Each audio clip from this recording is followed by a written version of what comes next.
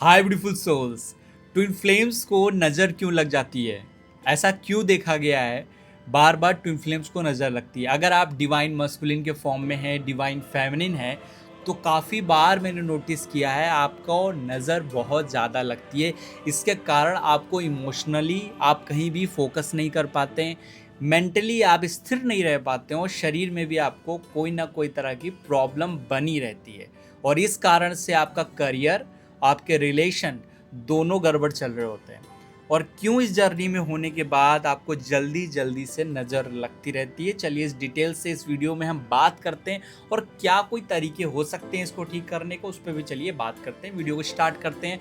अगर आप इस चैनल पर नए हैं, चैनल को सब्सक्राइब के साथ बेल आइकन अवश्य ही क्लिक कर लीजिए। नमस्कार ब्यूटीफुल सोल्स, आप सभी डिवाइन सोल्स का तहे दिल से बहुत बहुत स्वागत है। मैं होंगे दस्ट्रो।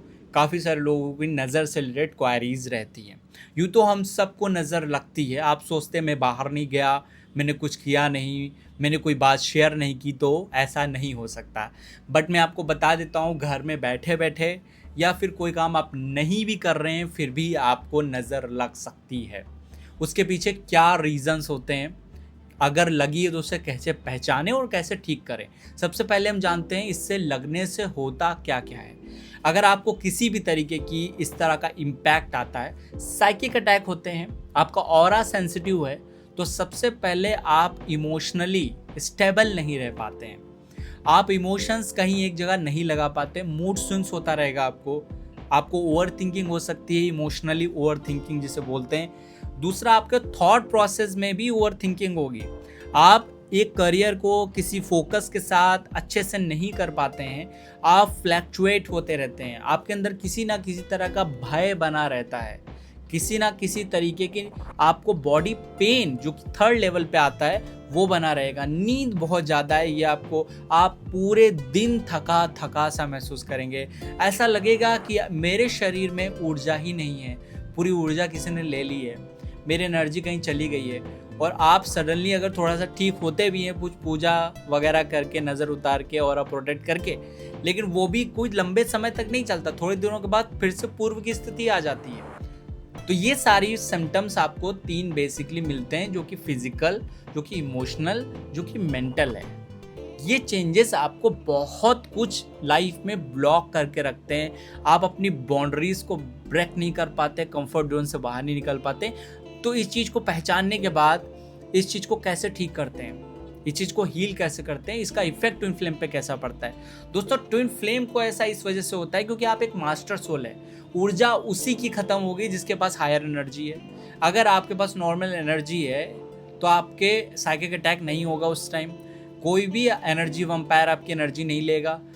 आप एक मास्टर सोल होते हैं, आप ट्विन फ्लेम जर्नी में है तो नज़र ज़्यादा लगती है आपको, क्योंकि आपका ऑरा, आपके पास एनर्जी ज़्यादा है। आप इस जर्नी में तो आपका हार्ट थोड़ा ओपन रहेगा, आप चीज़ों को जल्दी एक्सेप्ट कर लेंगे, आप इमोशनल रहेंगे, फीलिंग्स ज़्यादा रहेंगी, आप ओपन टू हार्ट, आप सभी लोगों का स्वागत बहुत अच्छे से करेंगे। इसके विपरीत आपके साथ उल्टा हो रहा होगा। बट ऐसे केसेस में आपको अपना ऑरा नंबर 1 पे प्रोटेक्शन करना चाहिए।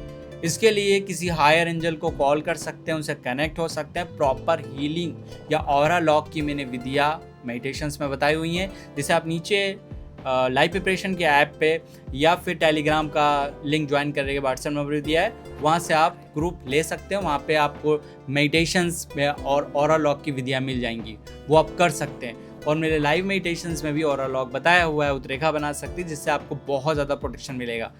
दूसरा, सबसे इम्पॉर्टेंट बात है कि आप अपने इमोशंस एंड थॉट को जब नज़र लग रही हो, जब साइकिक अटैक हो रहा हो, तब आपको हमेशा मेडिटेशन करने के बाद या कोई चीज़ करने के बाद ऑरा लॉक करना है। और जब भी आपकी एनर्जी बढ़ी हुई रहेगी तभी आप पर ये चीज़ें ज़्यादा इम्पैक्ट करती हैं, क्योंकि ट्विन फ्लेम जर्नी में most of the souls light workers होती हैं और कई लोग हीलर्स होते हैं। थर्ड आई बहुत एक्टिवेट रहती है। उस समय आपको दूसरा जो मेथड अप्लाई करना है हील करने के लिए, वो है थर्ड आई प्रोटेक्शन मेथड।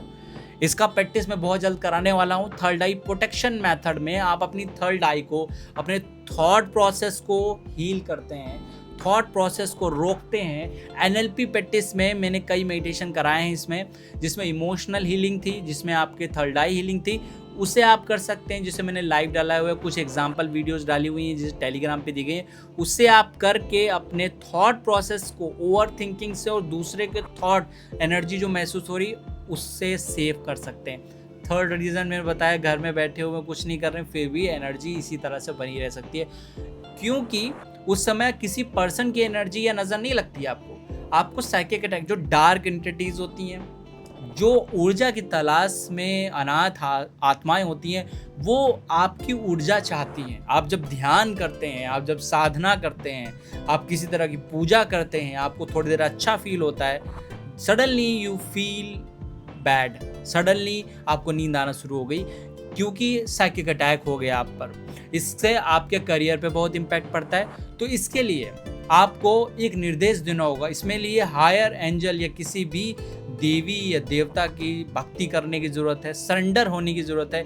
अगर उनके प्रति आप समर्पित नहीं हैं तो आप देखने को पाएंगे कि आपकी ऊर्जा भी इस तरह से डिसऑर्डेड रहेगी।